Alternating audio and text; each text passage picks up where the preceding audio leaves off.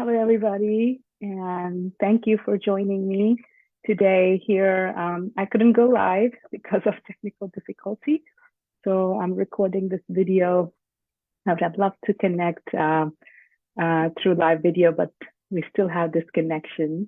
I want to say welcome. I'm Nisha Miglani, and I'm a Lemurian Planetary Healing Teacher at Diana Cooper School of White Light.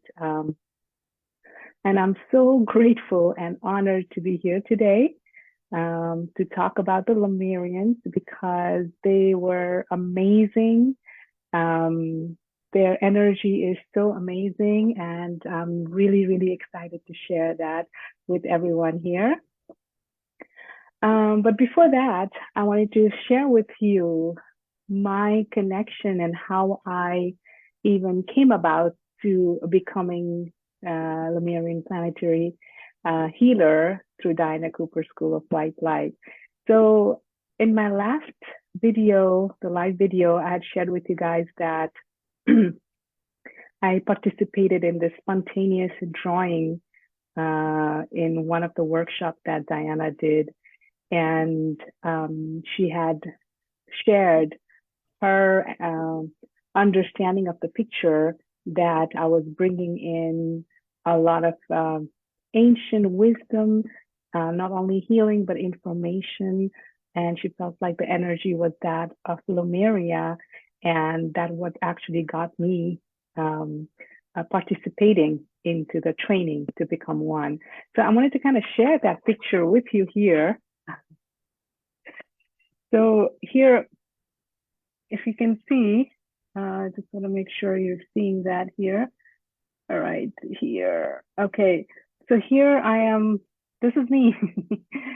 So here I'm going from, she said going to this side was like the past. So I'm going to the past, and it shows that I'm not only just going to get the information, just the healing, but information from it, from the past all the way from Lemuria. The birds show information, and the orange color shows oneness. So I can go in and out and get the information and bring it back. So anyway, I just wanted to kind of give some color to it than just speaking, because sometimes it's better to look at it. So what happened was then I realized that my connection to nature that I have is because of that. I mean, I love nature. I love hiking. I love walking bare feet on the ground. I love the flowers, all of it. And even when I was actually living in a high rise in Chicago, I was blessed to have a balcony that overlooked Michigan Avenue. Oh, sorry, Michigan River and Lake Michigan and Chicago River. So every morning I was able to see the different colors of the sunrise. And, when the moon, full moon was there, you can see the moonlight reflection on the lake.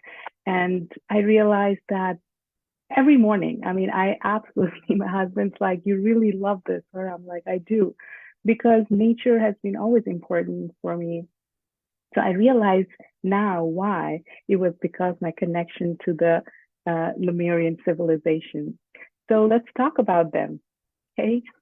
So Lemuria is so long time ago, before the modern humans, the Homo sapiens, before like 250,000 to 300,000 years ago, they existed. Okay, Lemurians, they existed at that time, and they were so advanced, yet they were so in tune with Earth, and they were the beings of light and wisdom, and their story is as fascinating as it is inspiring. So the Lemurians weren't just like us, like a physical beings. They were non-physical, and they were totally psychic and telepathic, and they were like floating around in pure essence. I mean, imagine the freedom, right? They were fifth dimensional, high vibrational beings, meaning they their energy was pure and light and incredibly powerful. And they created their reality with their thoughts and intentions. So they were also etheric in nature, so they were often androgynous, so they reproduced through conscious intent and energy transference. And they didn't need food or sleep like we do, so they thrived on the energy of Earth and the cosmos. They deeply admired Earth, and they only took minimal resources, and they also left little trace of their existence, right? They were like a vast healing force, and they moved throughout the universe, touching like places and wherever there was healing was needed, they touched everything, and it was every level of healing, every kind of healing. So what they did was they drew the love and light of source, the healing energy of source, and they brought that down through cosmic heart, which is Venus. And they poured that onto Earth, especially because they absolutely loved Earth. And they were like a single consciousness. They were like a embodiment of divine oneness. And they connected to every element of nature, like from the mountain to the grain of sand. So imagine the world of Lemuria as where the mountains are singing and the oceans are humming, and where every leaf and every stone held a story. These light beings, they had a deep connection with the nature spirit as well. So imagine they chatted with fairies in the woods, or they danced with the elves under the moon. They laughed with gnomes in the garden. So the deep connection to the elemental kingdom is one of their legacies, alongside crystals, which we're going to talk about later. So they understand that every creature, every natural force played a crucial role in the well-being of the planet. So imagine just everything connected and existing in harmony, like, from little bunny to little ant to the mountains, the rivers, the trees, everything just connected and just really existing in harmony. One of the examples that Diana talks about is that of swallows. You know how the birds, we see them like just flying around like one big, I don't know, cloud. And what happens is there is no one leader. So one of the birds, they go in the front and it leads everybody. And when that's done, it comes out and another bird goes in the front and leads. So it's just, everybody is doing their part and connecting. So that's how they lived. The whole entire planet was like that.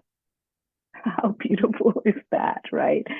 So I absolutely love, and it was also one of the things was this oneness was, what they want us to all to feel, that we are still connected, even if we're not really, we feel that way now, but as the frequency is rising, we will actually be able to feel this oneness with everything. So even if they were ethereal, I mean, there were certain parts their energy was particularly strong, and they were like Australia and New Zealand, and Hawaii. And Hawaii is important because even Atlanteans have their energy there. So it's a special place because the great crystal of Lemuria is there. So it's really important. And another thing that the Lemurians really left us, their legacy was that of crystals. So they understood the movement of stars and planets and how they affected living things on Earth. So they knew that this 2012 to 2032, we are going to go into this really transitional time. And so what they did was they took the energy of planets and stars, and they put that energy and drew into it, into and embedded special crystals, the Lemurian crystals, that would amplify the healing energy, not only for humans, but also the planet itself. They also knew that these crystals were like reservoirs of wisdom and energy. So it's like it was pulsating along with Earth's own heartbeat. So they knew that removing these crystals would deplete the planet's energy, but they understood that, some things are inevitable over time. And they saw the future that it will surface, but they also trusted that there will be fallen into right hands. So today there are many healers and practitioners. They have come to have these crystals, and they come together and use that for the healing. I have a couple of them here. If you see this, I love these crystals, and we'll talk more in my next live video. I want to spend a little bit more time. So I wanted to also share with you my first connection, how I came to my first connection with Lemuria. So once I participated in the training, I went to a meditation where it was, my consciousness went far back in time into the Lemurian energy. I was sitting there and meditating, and I saw this, like a bonfire, but it was kind of like a color of like a lilac color, but it was ethereal fire. So I was just sitting there, and I saw a few Lemurian guides coming towards me. And they were like, separate beings, but they were still connected with this color of sparkles, like similar to that of the bonfire. It was like a crystalline, beautiful. It's like they were all one. So they came and they sat around. So we connected, and we felt, and I felt this oneness. And it was so beautiful. And I felt like I was part of that crystalline oneness. And it was just really amazing. I saw Master Lanto, and I'm also making another video on him because it's just so special. So if you are a Lemurian, that means you love nature, you love animals, you love connecting with earth, and you love the crystals, you love walking barefoot on the grass, you love water, spring, all four elements you connect with. So it's really special things, and that you are a Lemurian if that's the case. So if you resonate with this, do join our workshop, one of the workshops, Lemurian workshop, to learn more about it, and or even become a planetary healer yourself. Our school has a group that connects every week to send this healing force all around the world. So once you participate in one of the workshops or train, then you will be able to participate in this. So what happened towards the end of the civilization, okay? Because they were all contented, there were little means for growth, right? Also, because they were ethereal, they were not able to really experience sensation, like tangible sensations through our five senses. I don't know, just the watermelon in a hot day, or I don't know, a mom's embrace, or just the breeze on your face in a hot day, the cool breeze. They wanted to really experience that. So what they did was they did a petition to Source that they want to experience this. They want to experience the physical. They want to probably walk barefoot on the ground. So it was granted. However, they had to take care of their body because their emotions and thoughts then is what would create the physical body. And that's why our four body system, initiated, four body or five body system initiated. And that's how the new experiment began, that of Atlantis. So that's the story of Lemuria. I hope you liked it. I wanted to end this video by sharing one more story of my connection to nature and how beautiful it is. And we all have that. So last year, I think it's almost been a year now that I was on campus doing my master's program, and I had a deep desire to go for a walk. And as I was going for a walk, I also had this wish that, oh, I would see a butterfly. I want to see butterflies, when I was going for a walk. So I did. I walked, and there was a little lake there, a small lake. I was going by there, and as I crossed the lake, I saw these two butterflies. They literally came together and they did this, I would call a cosmic dance. They went from where I was standing and they did this dance in front of me, and they went all the way down, came up, and flew away. So I was like, I already knew that my desire had been fulfilled, but this was a really a strong connection that I felt with nature and all of things and all of us. And it was a really amazing moment. And that's why I wanted to share that with you. So thank you so much for your time.